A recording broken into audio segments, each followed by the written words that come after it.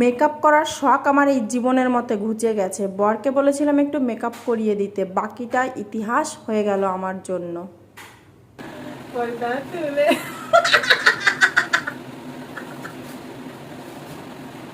আমি চুমু খাবো।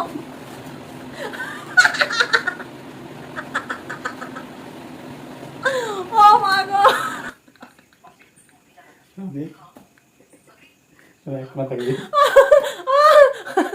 ও মা গো, ও মা গো, কি মামা কি, ও কোনো কথা বলছে না, চমকে গেছে।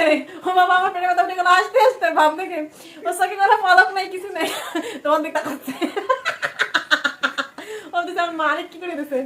আইসো না ঐশিকা,